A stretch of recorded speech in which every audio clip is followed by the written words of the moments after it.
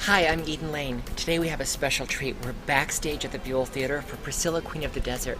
We'll get a tour of the costume area. They call it the gondolas. And we'll also have a chance to meet 4 of the leading players in Priscilla Queen of the Desert. Can't wait to share it with you.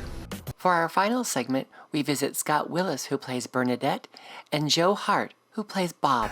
Well, welcome to Colorado. It's not even a full week that you've been here yet, but your opening night was so glorious. You must be having a good time here already.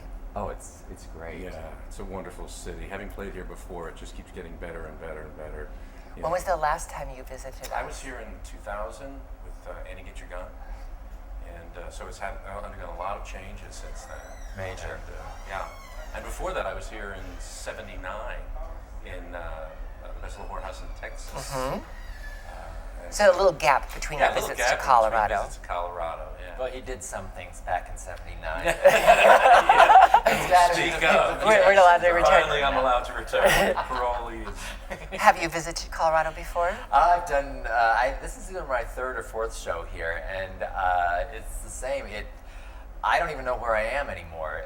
Denver was always a great city. I remember when I first came here, but I remember Larimer was sort of the street with gourmet coffees. That was before some other coffee companies took over the world. But you could go get really great coffee, and I remember there's a great steak place, but I can't even find Larimer anymore because every street is a great street. It's right over there. I know it's near here, but I also know that there's a university somewhere near here, and I don't know which way because everything looks so different with the convention center. Yeah. And I was just here 7 years ago with the 30th anniversary of Annie, so it just continues to blossom, and you walk out of our hotel and you are in mainstream life, and it's a great.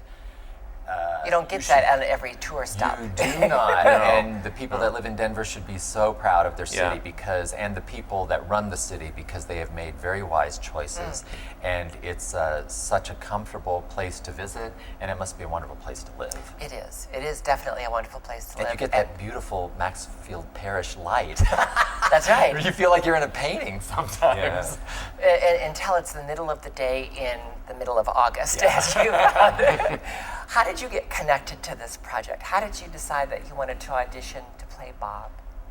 Well, seeing the movie, seeing Bill Hunter's interpretation of Bob, I mean, I've always like loved his work outside of that film? Absolutely, yeah, he's terrific, and I've followed his work for many years. But Bob was just seemed to be a role that really spoke to me, and that I really identified with. In what way? Well, Bob is not a judgmental person. He's just someone who kind of lives in what I call the awe. He's in awe of everything, of how the world works, many different types of awe, like that's spectacular awe, and then he's just kind of an awe, just a very relaxed soul, and he's an awe, and there's all these different levels to him. He's a really interesting person, and just a very open and wonderful character to play. When you describe Bob in that way, it would seem it would be hard to keep the character in the moment in this big world that's swirling all around him, yet you do. How do you do that? Well, I mean, being in the state of awe, I mean, it's just everything is new, everything is fresh, everything is kind of opening up to him. And that's great to explore on a nightly on the stage. It's sort of a mindset. It's a very healthy mindset. It's a non-judgmental mindset. Which I really like, and that's kind of where I'm at.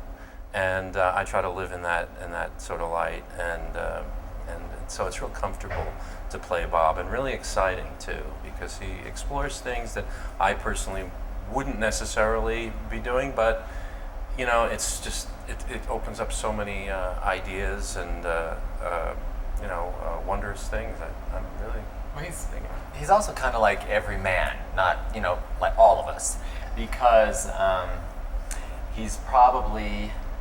I mean, part of my attraction to his character is that he's probably at a place in his life that's a little stale and things are not going well, and but yet there's a part of his past that he explored at one time, and life is that way. It sometimes will reintroduce something that you were part of or fond of later on in life, and then are you brave enough to embrace it and make a new choice and go forward in a new way so that your life becomes happier? And being a non-judgmental person, most people will stay with the stale and what they know and the safe, and Bob breaks out of that, is in a way forced to do it, but he makes a new choice that hopefully it will certainly lead to a new chapter in his life, and probably a happy chapter. And obviously a quality that Bernadette can identify with. How did you decide that you wanted to play Bernadette? I know there's a charming story about your initial auditions for Bernadette. Well, I was working on another show, and I saw that Priscilla was going to happen, and it looked like all the auditions were over. And I was really initially looking at it from, this is a good job, you better think about this, because there are a certain number of guys that aren't going to show up in the first place. There are a certain number of guys... Because they're intimidated about... Yeah, well, they would have no interest in it. Yeah. Because pretty much every male except for Bob gets into drag, though he does do a very good kangaroo. Yes, he does. He does do a good... But that's different. Papa Kangaroo. Yes. A lot of guys wouldn't want to do that. A lot of guys couldn't do that. And I thought, you should really think about this because it's a good job. Broadway shows don't come around. I certainly knew the movie and loved the movie.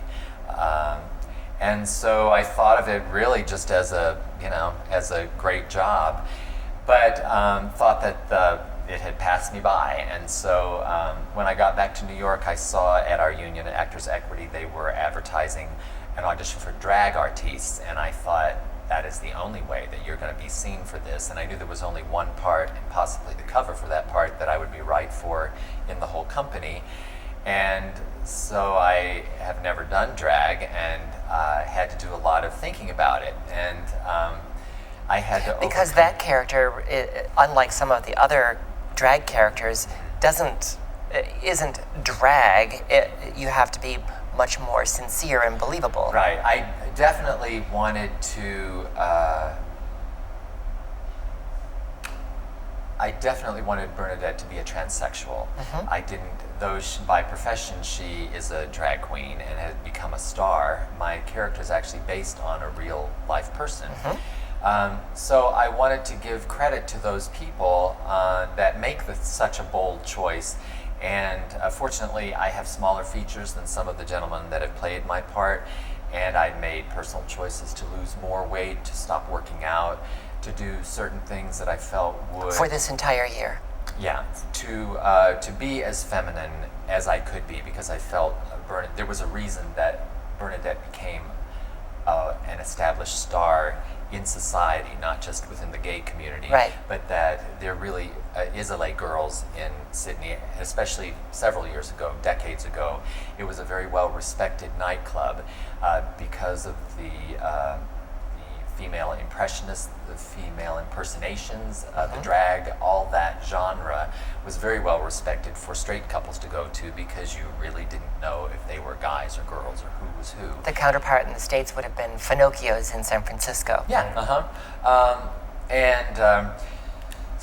but I knew that I was going to be there with all the top New York drag queens that I am not familiar with, but I know there is a big drag scene, and they are very talented. And certainly with RuPaul's show on TV now, it's become not totally mainstream, but a lot of people tune in to see what's happening on RuPaul's show, and so I did a lot of preparation. I knew that the only way that I could do it would be to approach it as an actor. If I went in as a character and performed acting, not just singing a song in a dress, then I really thought my mind would be consumed with my acting choices, and that I thought I could do it. But when I got down to it the night before... I love the song you chose to do, by the way.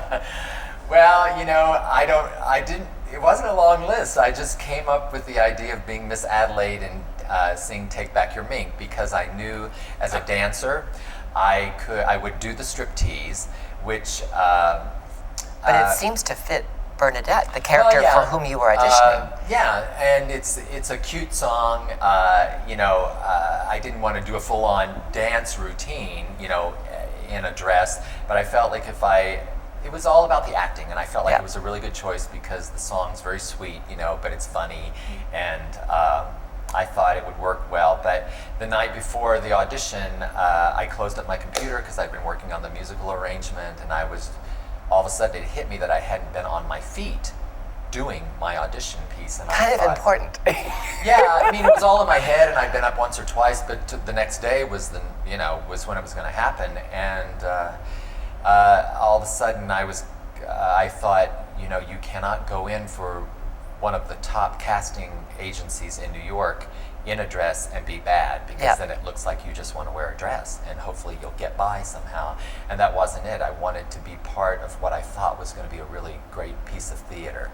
And but then when I worked through that fear, I realized that really I was afraid of being in drag.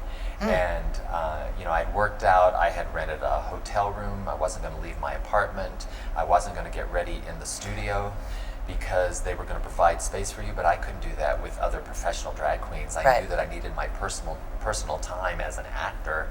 And when I realized that then I was afraid to go be in drag, I thought, really? You're 53 years old and you're afraid to do that? When does that stop?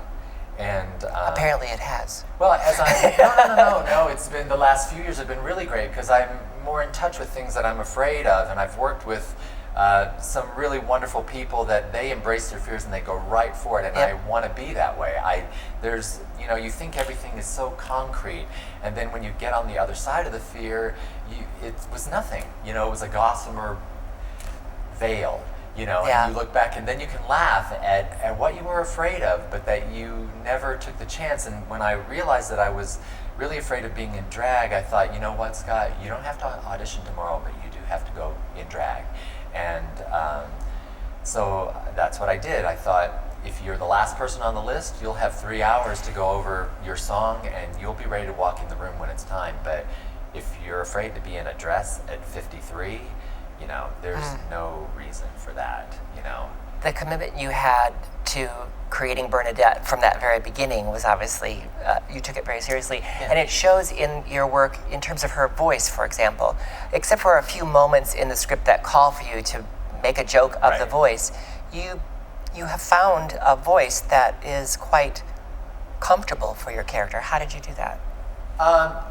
It's like any other character. Does it change the way you're singing? No, not necessarily. I mean, definitely it does, but not that. There are lots of. I love playing character roles, and I don't think I ever look for the voice. I trust that whatever comes out is right. Sometimes you have to work around certain things, but it's funny because I sing the lowest notes in the entire show. One of the girls, said they were on the bus with the divas the other night, and all of a sudden they heard this one, but it was just me singing. For some reason, things weren't working in the monitor, and I know that line is the lowest in the whole show, and I'm always talking up here, and I'm always singing that low. In fact, I start singing one song. I start singing True Colors, and then Adam takes over the melody, and then I'm on below him. The lower harmony. Start singing, and I'm continually going lower and lower. But my voice teacher in college tried to make me into an operatic bass, so I'm comfortable singing down there. It just seems a little weird being the most feminine, other than the girls in the show, being the most feminine guy on stage, speaking or singing with the lowest voice. Well, I couldn't tell that you were doing the lowest part of the harmony. So. Well, good. The blend is right. Working. That's right. When I'm on top of Ayers Rock, I'm on the bottom notes. Well, it's awfully wonderful to meet you. I know it's a very brief visit for today, and I'm so glad that you finally were able to bring this production to Colorado, nearing the end, the home stretch of your year with this production. Thank you so much. Thank you. Thank you very much. Here.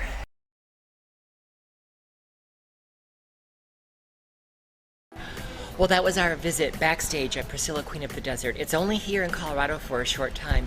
Visit denvercenter.org to get your tickets and look at their webpage to see where they're going to come and visit next. Next on In Focus, we'll meet two more stars of Priscilla Queen of the Desert, Scott Willis and Joe Hart.